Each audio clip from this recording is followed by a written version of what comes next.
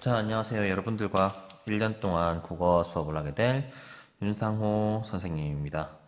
선생님과 여러분들이 함께 진행을 하게 될 수업 단어는 여러분들 교과서를 펼쳐보게 되면 나오는 차례의 2단원, 책 속에 길이 있다와 3단원 생각하고 표현하고 의 수업을 진행하려고 합니다. 그 중에서 책 속에 길이 있다가 앞에 있긴 하지만 먼저 생각하고 표현하고 단원을 먼저 진행해 보려고 합니다.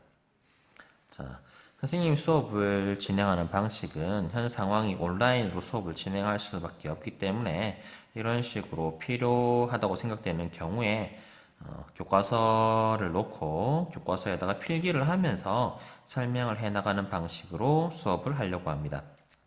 자, 3단원 먼저 시작한다고 얘기했으니까 우리 함께 115쪽 펴보도록 하겠습니다. 여러분들도 함께 동영상을 보면서 교과서를 펼쳐놓고 교과서에 선생님의 필기를 따라 적으면서 수업을 진행하면 아마 수업을 잘 들을 수 있지 않을까 생각합니다. 자, 아까 말했던 3단원 생각하고 표현하고 단원 되겠습니다. 114페이지부터 보도록 하겠습니다. 114페이지에 대단원 길잡이 학습 목표부터 보도록 하겠습니다. 자, 학습 목표 먼저 읽어볼게요. 학습 목표 쓰기 맥락을 고려하여 쓰기 과정을 점검 조정하며 글을 고쳐 쓴다. 자, 여기서 여러분들이 생각해야 되는 것은 두 가지. 쓰기 맥락 그리고 쓰기 과정. 이 두 가지가 되겠네요. 쓰기 맥락을 고려해서 쓰기 과정을 점검 수정하면서 글을 고쳐 쓴다. 자, 여기 첫 번째. 두 번째로는 주제와 독자 분석을 바탕으로 타당한 근거를 들어 설득하는 글을 쓴다라고 되어 있는데 여기서 먼저 주제와 독자 분석은 결국 쓰기 맥락과 같은 얘기입니다. 쓰기 맥락 안에 독자 분석과 주제 분석이 포함되어 있기 때문입니다. 즉, 쓰기 맥락을 바탕으로 해서 설득하는 글을 쓰는 게 이번 단원의 하나의 포인트다라고 생각하면 되겠고요. 그 다음, 설득하는 글에서 더 발전시켜 나가서 혹은 확장시켜 나가서 생각을 해본다면은 당연히 논제에 따라서 논증을 구성하여 글을 쓸 수 있을 것이고 그리고 이렇게 만들어진 설득하는 글을 통해서 토론을 할 수도 있겠죠. 선생님과 함께 지금까지 온라인 과제를 통해서 토론과 관련된 여러 가지 활동들을 해봤는데 그건 잠시 후에 미뤄두고 먼저 쓰기 맥락을 통해서 설득하는 글을 쓰고 설득하는 글 등을 바탕으로 하여 토론까지 이어나가는 그런 일련의 수업을 해보도록 하겠습니다. 자, 그러면 여러분들 다시 116페이지로 넘어갑시다. 116페이지 글쓰기를 잘 하려면 보도록 하겠습니다.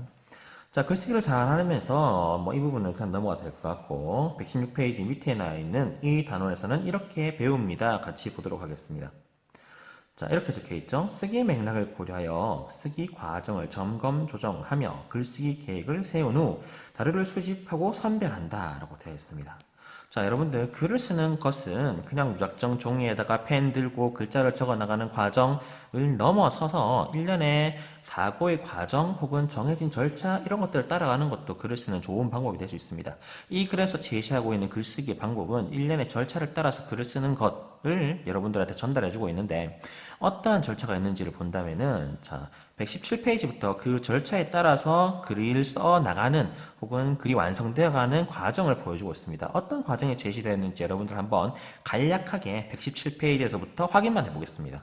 자, 제일 첫 번째 단계가 계획하기 단계이고 다음 페이지 보면은 계획된 내용을 바탕으로 내용을 생성하는 단계를 거칩니다. 그 이후에 생성된 내용을 조직하는 단계.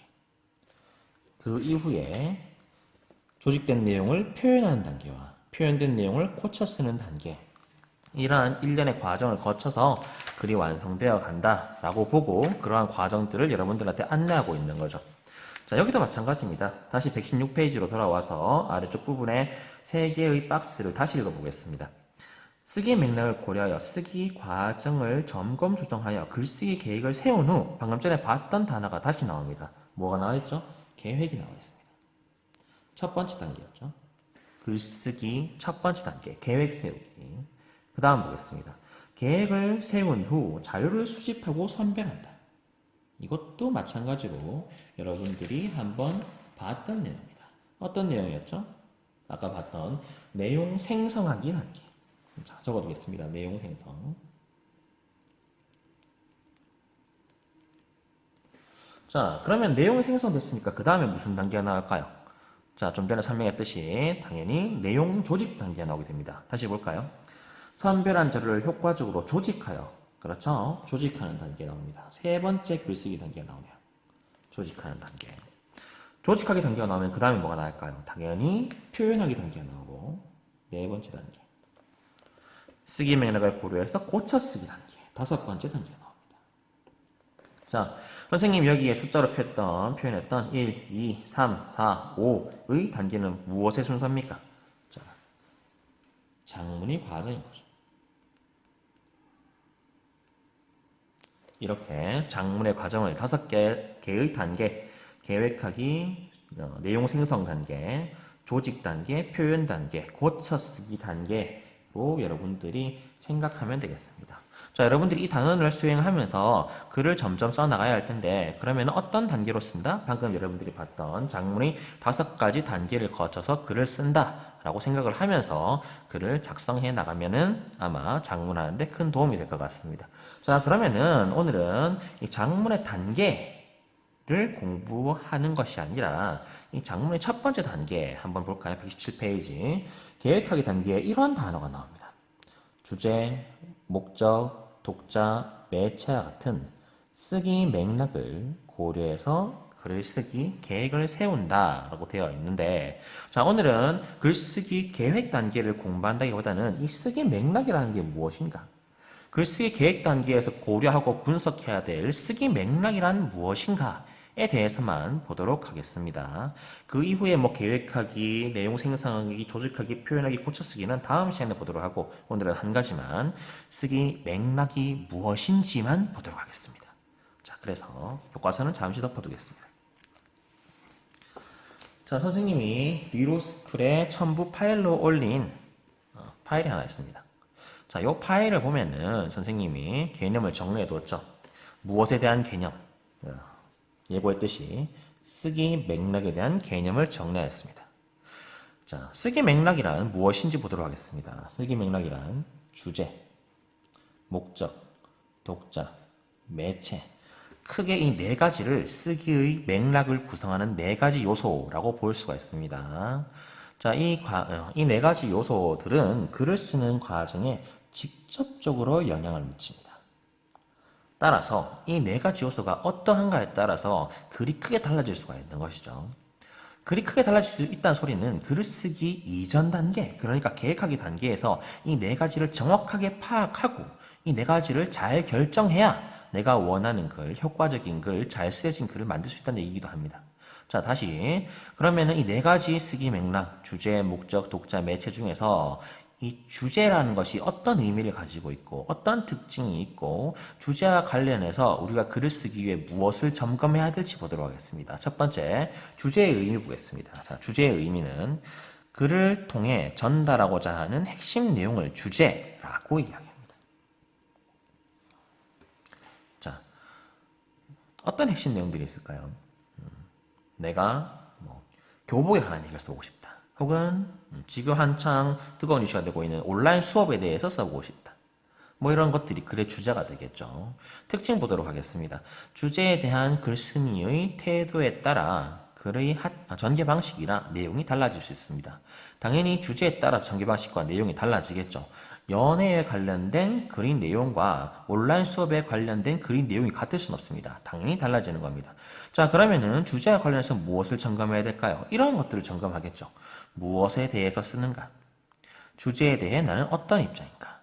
주제와 관련하여 어떤 측면을 전달하고자 하는가? 이러한 요소들을 잘 고려해서 주제를 선정해야 된다라고 얘기할 수 있겠습니다. 그 다음 목적 보도록 하겠습니다. 여러분, 주제와 목적은 서로 다릅니다. 예를 들어서 자, 교복에 관한 얘기를 해볼까요? 자, 교복에 관한 정보를 전달하는 것이 나의 목적이라고 생각해 봅시다. 자, 우리 학교 교복의 색깔은 이러하고, 치수는 이러하고, 특징은 이러하고, 그리고 단추는 몇 개이고, 지퍼는 어디에 달려있고, 두께는 어떻고, 재질은 어떻고, 이런 것은 정보 전달이 목적이라 할 수 있겠습니다. 그러면 교복에 관련해서 설득적인 측면의 그런 설득의 목적을 가지는 그런 어떤 걸 쓸 수 있을까요? 자, 교복을 바꿔야 한다. 혹은 교복 제도를 폐지해야 한다. 혹은 교복 제도를 부활시켜야 한다. 이러한 설득적인 목적의 글을 쓸 수가 있겠죠. 사회적 상호작용에 관련된 글은 어떤 것들이 가능할지 보도록 하겠습니다. 자, 예를 들어서 교복에 관련돼서는 선생님이 관련 떠오르지가 않네요. 자, 사회적 상호작용에 관련된 글은 이런 것들을 얘기할 수 있습니다. 편집글. 그러니까 말 그대로 사회적 상호작용, 친해지고 싶다라는 얘기겠죠. 친해지기 위해서 쓰는 글, 뭐 편집글이나 초대글이나 이런 것들이 사회적 상호작용에 관련된 글이라 할 수 있겠습니다. 자, 또 다른 목적이 이런 것들이 있습니다. 정서 표현과 관련된 목적이 있을 수 있겠죠. 자, 다시 교복으로 돌아가 봅시다. 교복 관련된 정서 표현 어떤 것들이 가능할까요? 교복에 관련된 추억에 관한 글, 혹은 교복에 관련된 사건에 관한 시, 소설 이런 것들이 정서 표현에 관련된 글이라 할 수 있겠습니다. 어떻습니까? 같은 주제인 교복에 관련된 글이긴 하지만은 목적에 따라서 정보 전달이냐, 설득이냐, 사회적 상호작용이냐, 정서 표현이냐 등의 목적에 따라서 글이 완전히 달라진다는 것을 알 수 있습니다. 자, 다음 보도록 하겠습니다. 글을 쓰는 목적에 따라서 글의 종류, 전개 방식과 내용, 표현 방법 등이 달라지게 됩니다. 자, 했던 얘기 다시 하는 거겠지만 목적에 관련되어서 우리가 어떤 것들을 점검해야 될까요? 이 글을 쓰는 궁극적인 목적은 무엇인가요? 글의 전개 방식이나 표현 방식이 글의 목적을 달성하는데 효과적인가요? 이러한 것들이 목적 관련하여서 생각해야 되는 점검 사항이라 할 수 있겠습니다. 자, 그러면은 이미 봤던 내용을 다시 하겠습니다. 자, 우리가 크게 얘기할 때 글을 쓰는 목적을 주로 네 가지로 얘기합니다. 첫 번째로는 정보 전달, 두 번째로는 설득, 세 번째로는 사회적 상호작용, 네 번째로는 정서 표현을 주로 이야기합니다. 그러니까 그렇다면은 정보 전달을 목적으로 하는 글은 어떤 글인지 보겠습니다.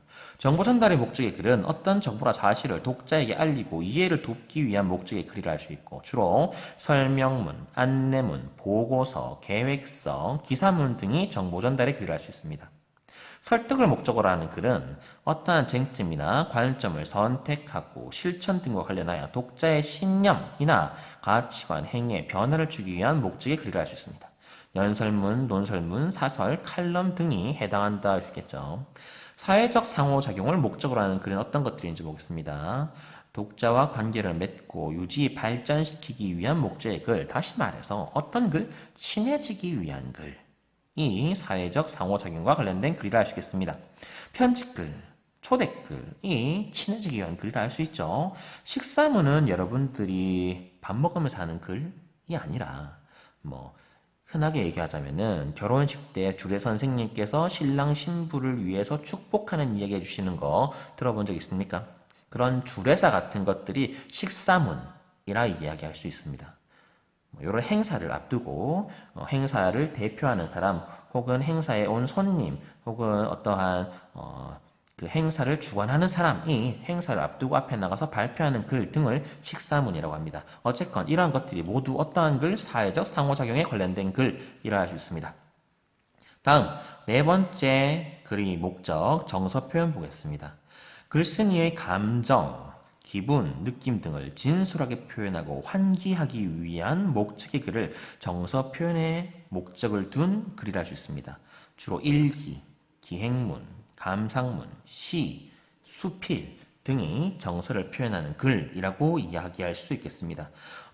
문학적인 글은 주로 정서 표현의 목적이 강하다라고 얘기할 수가 있겠네요. 물론 정서 표현만을 목적으로 하진 않습니다. 다른 목적이 있을 수도 있죠. 설득의 목적이 있을 수도 있고, 사회적 상호작용이나 정보 전달의 목적이 있을 수도 있습니다만은 주로 문학적인 글은 정서 표현을 목적으로 한 글이다. 이렇게 생각할 수 있겠습니다.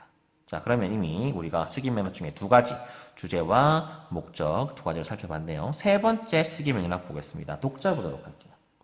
자, 독자가 무엇인지 모르는 사람은 없겠죠. 독자의 의미 보겠습니다. 글을 읽을 것으로 예상되는 독자, 즉 예상 독자를 우리가 글을 쓰기 전에 고려해야 합니다. 자, 특징 보겠습니다. 예상 독자의 연령, 성별, 주제에 대한 배경, 지식, 주제와 예상 독자, 글쓴이와 예상 독자의 관계 등을 파악해야 한다. 예를 들어서 자, 연령별로 이 글쓰기의 특징이 혹은 글쓰기 방식이 달라질 수가 있겠죠. 뭐 대학생 20세를 대상으로 쓰는 글과 60세, 70세, 80세 할아버지 할머니들을 대상으로 쓰는 글과 이제 갓 초등학교에 들어간 초등학교 1학년, 2학년을 대상으로 쓰는 글이 같을 수는 없습니다. 당연히 달라야겠죠. 자, 달라야 되는 이유 중에 여러 가지가 있을 수 있겠지만은 아마 이 연령이라는 측면은 독자의 배경 지식과 크게 관련된다 할 수 있겠습니다. 물론 절대적인 건 아닙니다. 나이가 많다고 해서 배경 지식이 높은 것도 아니고 나이가 적다고 해서 배경 지식이 낮은 건 아니겠죠. 예를 들어서 드론이나 컴퓨터 게임에 관련돼서 쓰는 선생님이 여러분들보다도 훨씬 나이가 많지만 여러분들보다 더 지식이 부족할 수 있습니다. 하지만 어느 정도는 관련이 있다고도 볼 수 있으니까 묶어서 설명하겠습니다. 자, 배경 지식이 부족한 어린아이, 그리고 배경 지식이 충분한 어른 혹은 전문가를 대상으로 쓰는 글이 같을 수 없겠죠. 당연히 달라야 됩니다. 그렇겠죠. 자, 주제와 예상 독자의 관계 한번 생각을 해볼까요? 자, 교복에 관해서, 아니, 두발 자유에 대해서 한번 얘기해 볼까요? 여러분들 두발 자유 어떻게 생각합니까? 두발 자유화 되어야 된다고 생각하는 친구들이 많을 것 같은데, 자, 그러한 친구들에게 두발 자유화에 관련돼서 글을 쓴다? 라는 글의 내용과, 자, 선생님들은 대체로 두발 자유화에 대해서 선생님이 전국의 선생님들을 대표하는 건 아니고 이게 선생님의 절대적인 의견은 아니지만은 선생님이 두발 자유를 반대한다고 칩시다.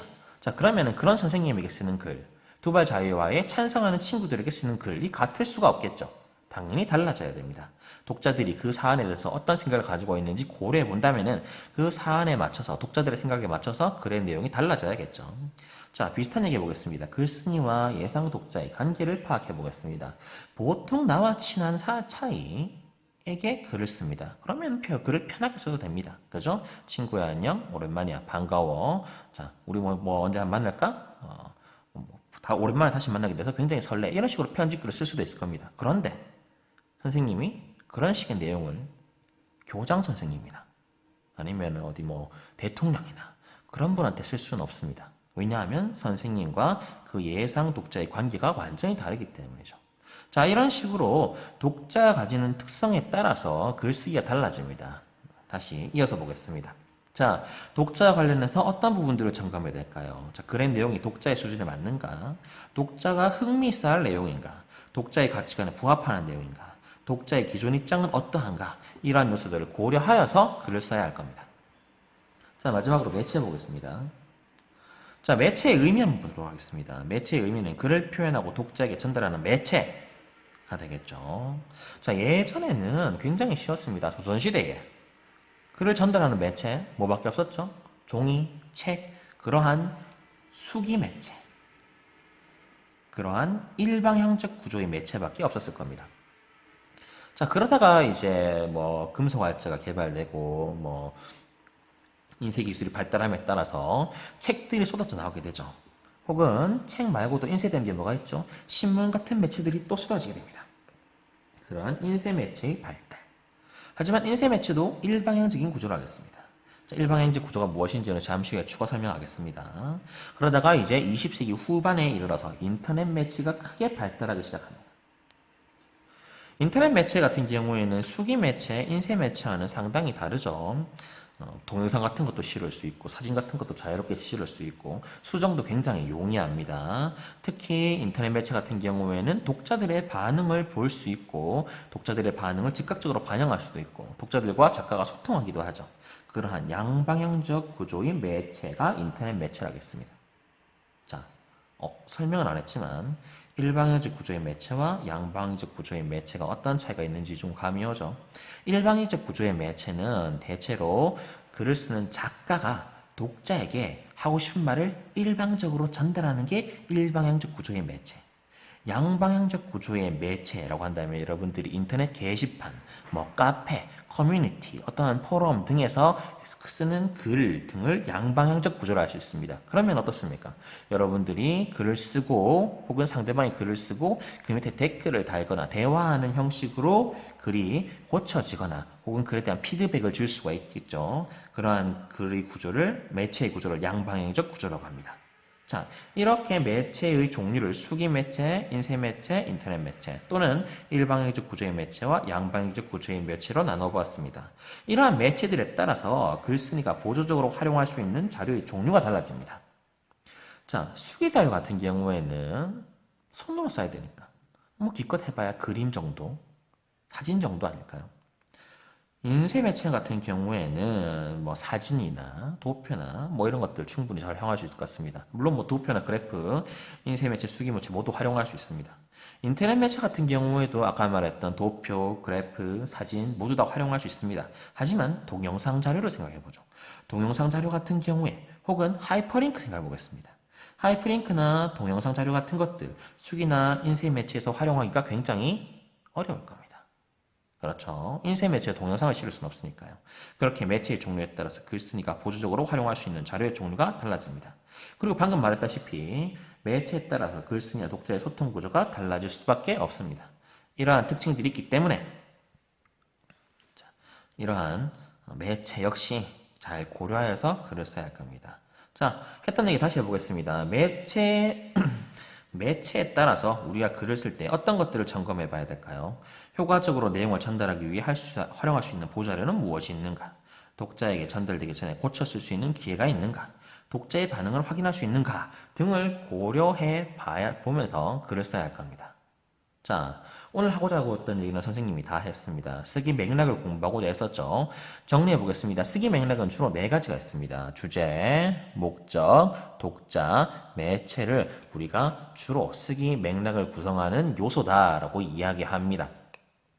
이 네 가지 요소는 글을 쓰는 과정에 굉장히 직접적이고 큰 영향을 줍니다. 따라서 어떻게 해야 된다? 글을 계획하는 단계에서 글을 쓰기 전에 여러분들이 글을 잘 쓰기 위해서, 원했던 글을 쓰기 위해서, 효과적인 글을 쓰기 위해서 쓰기 맥락의 요소 네 가지, 주제, 목적, 독자, 매체를 잘 고려해서 글을 써야 한다는 겁니다. 이해했습니까?